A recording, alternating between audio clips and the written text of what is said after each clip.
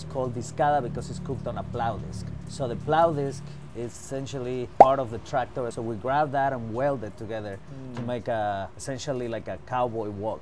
So discada is actually a dish from the northern part of Mexico. This recipe is a little different than like the usual ones. My dad was born in Chihuahua, but we were all raised in Mexico City. So there's like a little combination between the northern style and the central style of cooking. The recipe was made by my dad about 30 years ago. My dad used to have this thing where we like every time we would cook at the house, the whole family would get together. My dad cooking like kind of the middle of like the whole yard. I think that was the first time he like finally was like, okay, this is exactly how I want it. So the day you found out you got a Michelin nomination, like what was that feeling like? It was very unreal. This is something that's been very personal to me throughout my whole life. To get a recognition like that, and definitely a highlight of my life. Cheers. Cheers.